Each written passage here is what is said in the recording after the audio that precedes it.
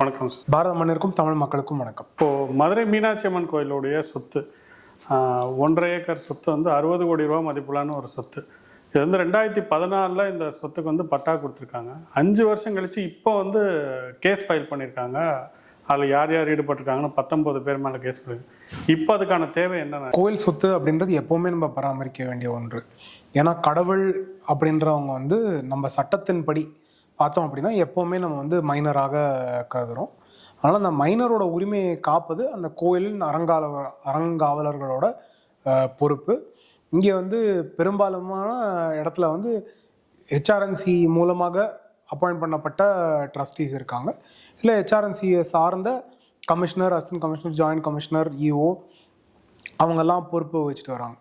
அப்போ அங்கே இருக்கிற நிர்வாகத்தை யார் பார்த்துக்கிறா, நிலத்தை யார் பராமரிச்சுட்டு வரா, அவங்களுக்கெல்லாம் இதற்கான பொறுப்பு இருக்கும். இது முதல் இடம். இரண்டாவது விஷயம் என்ன அப்படின்னா, ஒரு நில சார்ந்த விஷயங்கள், நிலத்தோட டாக்குமெண்டேஷன் எங்கே இருக்கும், எப்படி சரியாக இருக்கும் அப்படின்னு பார்க்குறதுக்கு பல ப்ரொடெக்ஷன் இருக்கும்.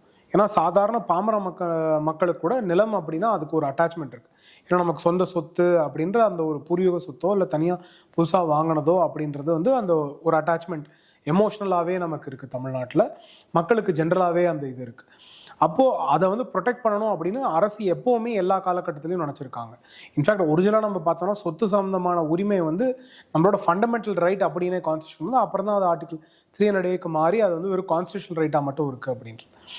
அந்த இதுபடி வந்து நம்ம ப்ரொடெக்ஷன்லாம் என்ன இருக்கணும் அப்படின்னா, ஃபஸ்ட்டு ஒரு நிலத்தை ரெஜிஸ்டர் பண்ணியிருந்தோம் அப்படின்னா சப் ரெஜிஸ்ட்ரார் ஆஃபீஸில் அதுக்கான என்ட்ரி இருக்கும். அவங்களோட புக்ஸில் அதுக்கான என்ட்ரி இருக்கும். புக் 4லேயோ இல்லை புக் 1லேயோ அது என்ன மாதிரி டாக்குமெண்டேஷனோ அதை பொறுத்து அதுக்கான என்ட்ரி இருக்கும். அதுக்கப்புறம் இதை வந்து ரெக்கார்டாக இருக்கணும் அப்படின்றதுக்காக என்கம்பரன்ஸ் சர்டிஃபிகேட்னு ஒன்று இருக்கும், வில்லங்க சான்றிதழ் அப்படின்னு. அந்த வில்லங்க சான்றிதழ்லையும் இதற்கான என்ட்ரி இருக்கும். அது எப்போ வந்து அந்த ஆவணம் வாங்கினாங்க, இல்லை அந்த ஆவணத்தில் என்ன மாற்றம் ஏற்பட்டது, கடனுக்காக அதை வந்து வச்சுருக்காங்களா, இல்லை வேறு ஏதாவது லோன் வாங்கியிருக்கா, இல்லை யாருக்காவது வில்லு மூலமாக கொடுத்துருக்காங்களா, இல்லை செட்டில்மெண்ட் டீட் ஆயிருக்கா, ஏதாவது கன்வெயன்ஸ் ஆயிருக்கா அப்படின்ற ரெக்கார்ட்.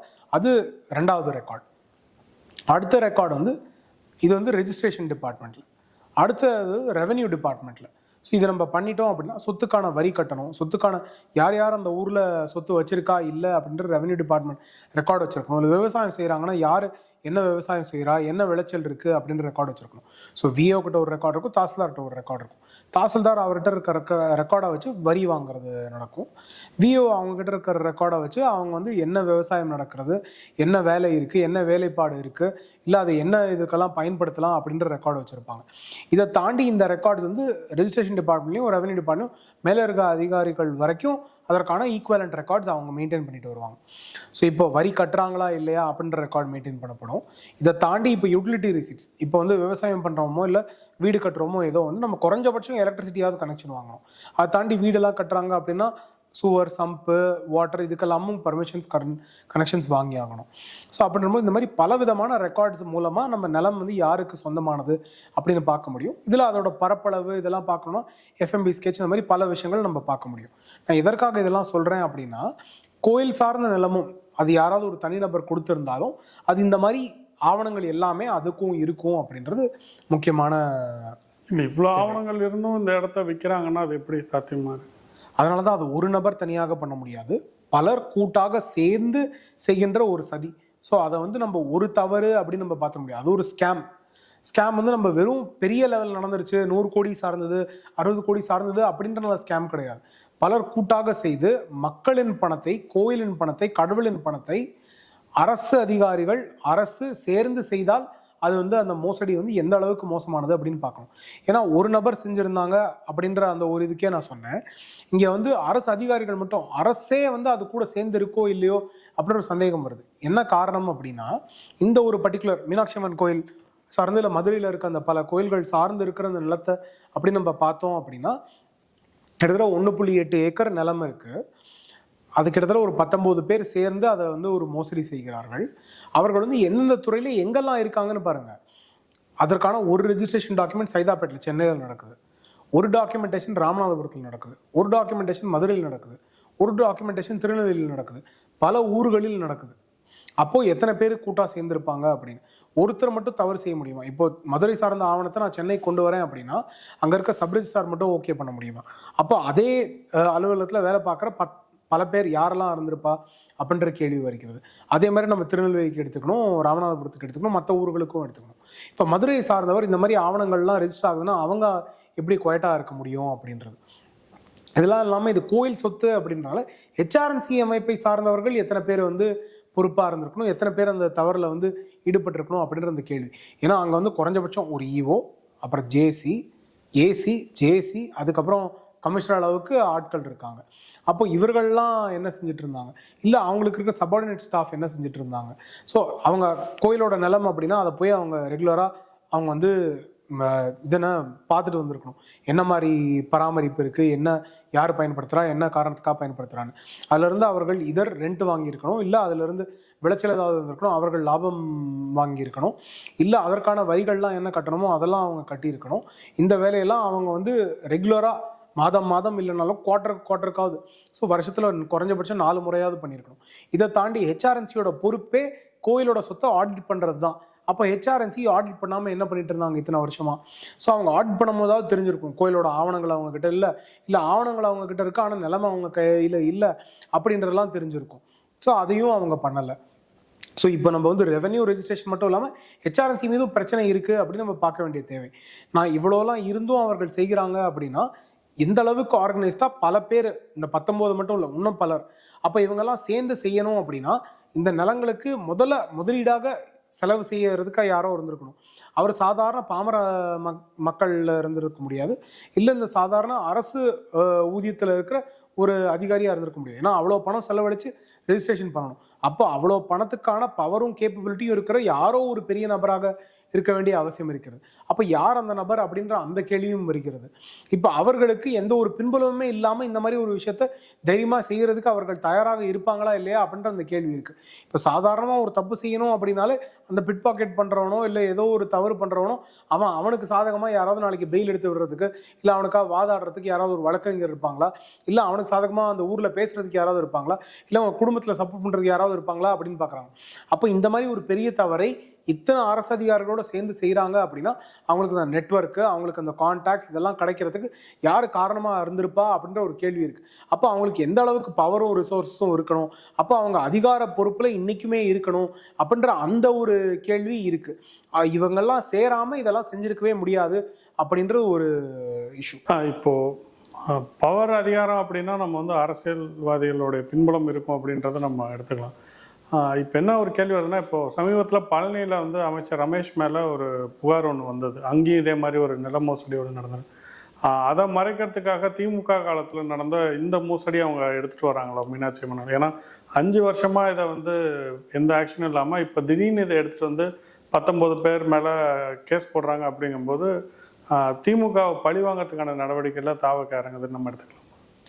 எனக்கு 2 பார்வைகள். ஒன்று, எந்த காலகட்டத்திலும் எந்த தவறு நடந்திருந்தாலும் அதை நம்ம ரெக்டிஃபை பண்ணி ஆகணும்.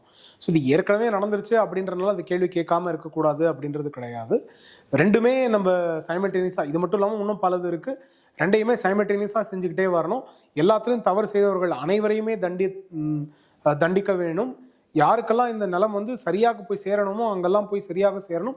அது சரியான பயன்பாட்டு இருக்கணும். அதற்கான பெனிஃபிட் வந்து சரியான இடங்கள் அடைய வேண்டும். ஏன்னா கடவுள் அப்படின்னா கடவுளுக்காக நம்ம கொண்டு போய் கொடுக்குறோம் அப்படின்னா கடவுள் யாருக்காக, மக்களுக்காக திரும்பி கொடுக்கணும் அப்படின்றது தான். ஸோ அதோட பயன்பாடு மக்களுக்காக இருக்கணும். அல்டிமேட்டாக அந்த பயன்பாடு வரணும் அப்படின்றது அந்த ஒரு தேவை. இது வந்து ஒரு பார்ட்டு. அந்த இதுலேயே ஒரு கண்டினியூவேஷன் என்னன்னா, நம்ம ஊரில் கோயில்கள் எல்லாமே மக்களோட பெனிஃபிட்டுக்காக நம்ம பயன்படுத்துறது இல்லை. இப்போ நம்ம மற்ற மதங்கள்லாம் பார்த்தோம் அப்படின்னா உலகம் முழுக்க, இல்லை இந்தியாவிலேயே இந்து மதம் அப்படின்னு பார்த்தோன்னா கோயில்கள் வந்து எப்போவுமே மக்களுக்காக அப்படின்னு இருந்தது. நம்ம வந்து கோயில்கள்லேயே வந்து ட்ரீட்மெண்ட் நடக்கும், அங்கேயே வைத்தியசாலை இருக்கும், அங்கேயே வந்து பாடங்கள் சொல்லி கொடுக்கப்படும், இல்லை ஆர்ட்ஸ் சொல்லி கொடுக்கப்படும். இப்போ நம்ம மதுரை பெரிய கோயில் பார்த்தோம் அப்படின்னா அங்கேயே நம்ம இருக்க கல்வெட்டு, அங்கே இருக்கிற அறைகள்லாம் பார்த்தோன்னா மருத்துவம் அங்கே இருக்கிறதுக்கான இடம் இருந்திருக்கும், பரதநாட்டியம் அரங்கேற்றம் அங்கே நடந்திருக்கும், அங்கேயே வந்து பாடக்கல்வி நடந்திருக்கும். இது எல்லாமே அங்கே நடந்தது. மக்களுக்கான இயல்பு வாழ்க்கைக்கு என்னெல்லாம் தேவையோ அதெல்லாம் கொடுக்கறதற்காக கோயிலுக்குள்ளேயே நடந்திருக்கும் ஒன்று.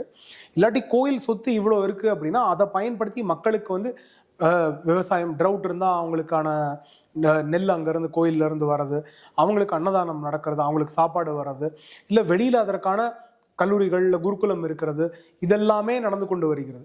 ஆனால் இப்போ ஹெச்ஆர்என்சி கையில் வந்து கோயில் இருக்கிறனால இந்த மாதிரி எந்த ஒரு ஆக்டிவிட்டியும் மக்கள் நலன் சார்ந்து மக்களின் தேவைக்காக கோயிலில் அந்த நிலத்தையோ இல்லை ஒரு சொத்தையோ யாரோ கொடுத்துருக்காங்கன்னா அதோட அல்டிமேட் பர்பஸ் என்னவோ அதுக்காக அது நடக்கிறதே கிடையாது.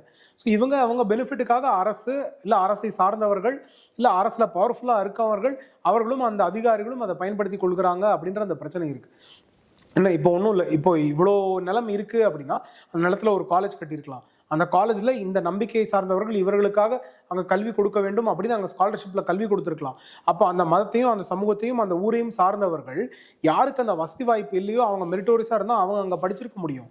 இல்லை அந்த இது இன்ஸ்டிடியூஷனை சார்ந்த அந்த கோயிலை சார்ந்த ஒரு மருத்துவமனை இருந்திருந்தா அந்த மருத்துவமனை வந்து இவர்களுக்கு இலவசமாக மருத்துவம் பார்த்துருக்க முடியும். அப்போ அவர்களுக்கு அந்த பிரச்சனை இருக்காது. இன்னைக்கு நம்ம பார்த்தோம்னா சங்கரா ஹாஸ்பிட்டல் இருக்கு, இப்போ சங்கரா ஹாஸ்பிட்டலில் சைல்ட் ட்ரஸ்ட் ஹாஸ்பிட்டல் இருக்கு. அப்போ அங்கே வந்து குழந்தைகளுக்கோ இல்லை பலருக்கோ எந்த மாதிரி ட்ரீட்மெண்ட் கொடுக்க முடியுது அப்படின்னு நம்ம பார்க்குறோம். இல்லை இதே நம்ம இன்னும் அடுத்தபடியாக எடுத்துப்போம், வேறு ஒரு மதம் கிறிஸ்துவ மதமே இருக்குது, சிஎம்சி வெள்ளூரில் எந்த அளவுக்கு அஃபோர்டபுளாக ட்ரீட்மெண்ட் கொடுக்க முடியும்? என்ன காரணம்? அங்கே வர டொனேஷன்ஸும் கான்ட்ரிபியூஷன்ஸும் அங்கே இருக்க இன்ஸ்டிடியூஷனுக்கு வர காரணம். அப்போ கோயில்கள்ல இருந்து இதுக்கெல்லாம் பயன்படுத்த வேண்டிய அவசியம் இருக்கிறது. அதெல்லாம் பண்ணாமல் அரசு வந்து அதை வாடகைக்கு கொடுக்கறது, இல்லை அதை வந்து லேண்ட் அக்வயரை பண்ணி வேற யாருக்காவது அதை வந்து கான்ட்ரிபியூஷனாக கொடுக்கறது, மக்களுக்கு தேவைக்கு அளவுக்கு வீடு கட்டுறதுக்கு வசதி இல்லை அப்படின்னா இவங்க வந்து போல் ப்ராமிஸாக இவங்க வந்து நாங்கள் மக்களுக்கு இவ்வளோ கொடுத்துருவோம் அப்படின்னு சொல்லி அதெல்லாம் பண்ணுறதுக்காக பயன்படுத்துறதுனால கோயிலின் நிலம் சரியாக பராமரிக்கப்படுவதில்லை, அது சரியான முறையில் பயன்படுத்தப்படுவதும் இல்லை. நீங்கள் அடுத்தது ரெண்டாவது கேட்ட கேள்வி திமுக வந்து டார்கெட் பண்ணுறதுக்காக பண்ணுறாங்களா இல்லையா அப்படின்றது. நான் அதான் ஃபஸ்ட்டே ஒன்று சொன்னேன், எப்போ இருந்தாலும் நம்ம வந்து அதை ப்ரொடெக்ட் பண்ணி ஆகணும் அப்படின்றது ஒரு பார்வை. ஆனால் யார் எப்போ தவறு செய்தாலும் அவர்கள் தண்டிப்பை உள்ளாக்க வேண்டும். திமுக மீது அவ்வளோ குற்றச்சாட்டுகள் இருந்தது, கரப்ஷன், மற்ற ஸ்கேம், லேண்டு எல்லாமே இருந்தது. அப்போ அவர்கள் மீதும் அந்த நடவடிக்கை எடுக்க வேண்டும்.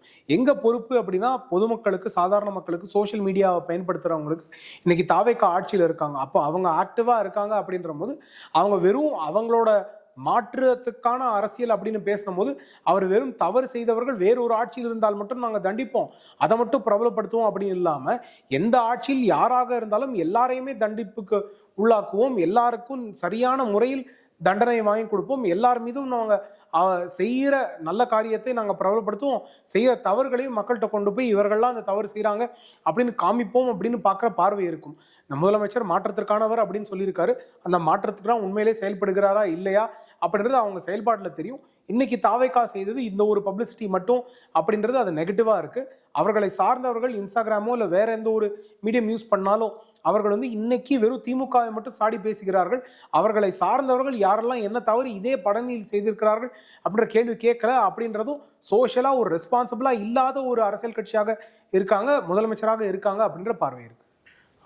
இப்போ இந்த அரசியல் வரும்போது இப்போ செந்தில் பாலாஜி அவர்கள் மேலே ஒரு 6 இடத்துல டிவிஎஸ்சி வந்து ரைடு வந்து போயிருக்காங்க. ஏற்கனவே அவர் வந்து 1 வருடம் ஜெயிலில் இருந்தார். அது எதுவும் பெருசாக அவர் மேலே அவர் அதுக்கு மேலே அது நகராமல் இருக்குது. ஸோ கூடுதலாக இப்போ நடக்கும்போது கரூரில் இடைத்தேர்தலும் வரதுக்கு இருக்கும்போது திமுக ஜெயிச்சிருமோ அப்படின்ற ஒரு பயம் தாவேக்காக இருக்கும். அதனால தான் இந்த மாதிரி நிறைய விஷயங்கள் திமுகவை டார்கெட் பண்ணி பண்ணுறாங்க.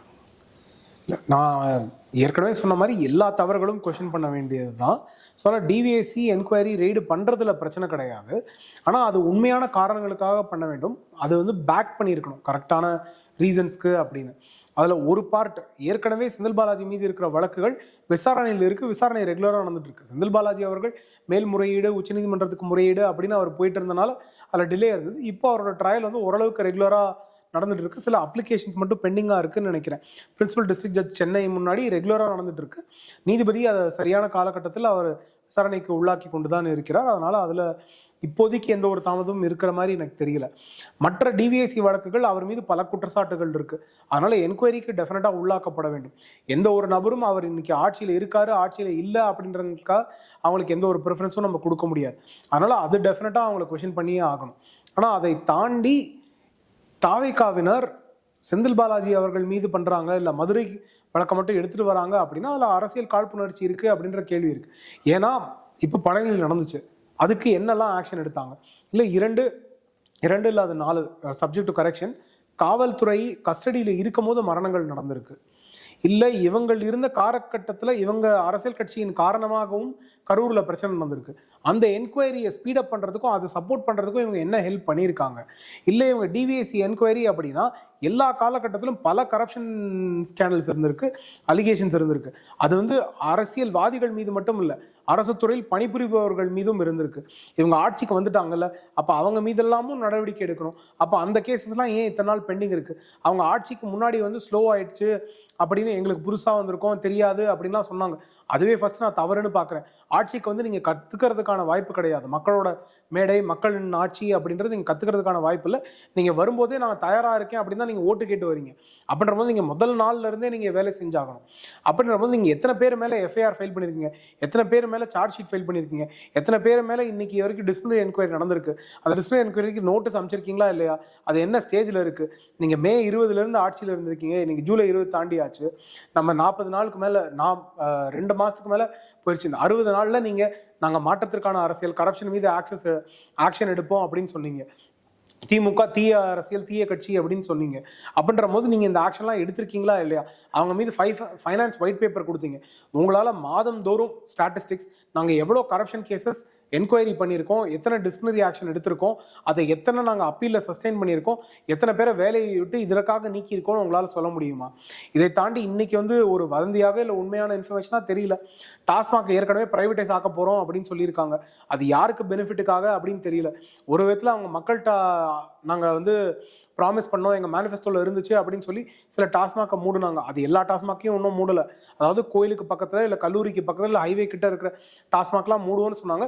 தமிழகம் முழுவதும் அந்த 70 மட்டும்தான் இருக்கா அப்படின்னா எனக்கு அது மிக சந்தேகமாக இருக்குது. எனக்கு தெரிஞ்சதே இன்னும் சிலது சென்னைக்கு அருகாமையிலே வந்து ஹைவேலையோ ஸ்கூலுக்கு பக்கத்துலையோ இல்லை இதன கோயிலுக்கு பக்கத்துலையோ இருக்குது அப்படின்னு தான் நான் பார்த்துட்டு இருக்கேன். அப்போ தமிழகம் முழுக்க பலது இருக்கும் அப்படின்றது தான் ஒன்றும் நம்பிக்கை. அதுவே அவங்க ஒன்றும் எடுக்காமல் அடுத்தது வந்து டாஸ்மாகை ப்ரைவேட்டைஸ் பண்ணுறதுக்கு வந்துட்டாங்க. அப்போ இவங்களோட எண்ணம் எல்லாமே லாபம் எங்கே நீட்ட முடியும், இதில் வந்து தனியாக அவர்களுக்காக, இந்த அரசியல் கட்சிகளுக்காக இன்னைக்கு அவங்க வெற்றி பெறுவதற்காக யார் ஆதாயமாக இருந்தார்களோ அவர்களுக்கு ஏதாவது பெனிஃபிட் ஈட்ட முடியுமா இல்லையா அப்படின்ற அந்த கேள்வி மட்டும்தான் வருதே தவிர, இன்னைக்கு அவர்கள் பண்ணுற அந்த டிஸ்பிளினரி என்கொயரிலையும் பார்த்தீங்கன்னா இப்போ இவங்க கூட அரசியல் கட்சிகள்லேருந்து சிலர் வந்து சேர்ந்தாங்க. அஇஅதிமுகல இருந்து வந்து சேர்ந்தவர்கள் இருக்காங்க, இல்ல முன்னாடி திமுகல இருந்தவர்கள் இவர்கள் கட்சியில வந்து சேர்ந்தவங்க இருக்காங்க. அவங்க மீதெல்லாம் இவங்க என்ன நடவடிக்கை எடுத்தாங்க? அவங்க மீதெல்லாம் எந்த நடவடிக்கையும் அவங்க எடுக்கல. ஏன்னா அவர்கள்லாம் இன்னைக்கு இவங்களோட சேர்ந்துட்டாங்கல்ல, அதனால அவர்கள்லாம் சுத்தமாயிட்டாங்க, தூய்மையாயிட்டாங்க. இல்ல அவங்க மீது நடவடிக்கை எடுத்தா தாவேக்கானவரும் தப்பு செய்தவர்கள் அப்படின்ற பேர் வந்துடும். தாவேக்கால எம்எல்ஏ டிக்கெட் வாங்கி எம்எல்ஏ ஆன ஒருத்தர் இருக்கார், அவர் மீது வந்து போதைப்பொருள் வழக்கு இருக்கு. இவங்களே போதைப் பொருளுக்கு அகைன்ஸ்டான கட்சி அப்படின்னு சொல்றாங்க. அப்போ அவரோட வழக்கை ஃபாஸ்ட் ட்ராக் பண்ணி அவருக்கு பனிஷ்மெண்ட் வாங்கி தர தேவை இல்லையா? அப்போ ஏற்கனவே அவர் மீது சார்ஜ் ஷீட் ஃபைல் பண்ணப்பட்டது தானே. நீங்க எதுக்கு முதல்ல அவருக்கு டிக்கெட் கொடுத்தீங்கன்ற பிரச்சனை, அதுக்கப்புறம் அவர் ஜெயிச்சிட்டாருன்ற பிரச்சனை, இன்னைக்கு ஜெயிச்சதுக்கு அப்புறம் அவர் மீது என்கொயரி ஃபேரா நடக்குமா இல்லையா, ட்ரையல் ஃபேரா நடத்துவீங்களா இல்லையா அப்படின்ற கேள்வி. இப்போ அவர் எலெக்ஷனுக்காக ஒரு 2 மாசம் அவர் ட்ரையலுக்கு போயிருக்கவே மாட்டார். அதுக்கப்புறம் இப்போ எம்எல்ஏ ஆகிட்டார், அதனால 2 மாசம் ட்ரையல் நடந்திருக்காரு. 4 மாசம் ட்ரையல் கோர்ட்டில் போதைப் பொருள் வழக்குக்காக பதிவு செய்யப்பட்ட ஒருத்தர் மீது எந்த ஒரு நடவடிக்கையுமே எடுக்காம இருக்கீங்க. அப்போ உங்களுக்கும் மற்ற அரசியல் கட்சிகளுக்கும் என்ன மாற்றம், என்ன ஒரு சேஞ்ச் அப்படின்னு நீங்க சொல்லணும். முதலமைச்சர் விஜய் இதை எல்லாத்துக்கும் அவருக்கு பதில் சொல்ல வேண்டிய அவசியம் இருக்கு. எங்களோட வந்து பல தகவல் பயந்து கொண்டதுக்கு நன்றி.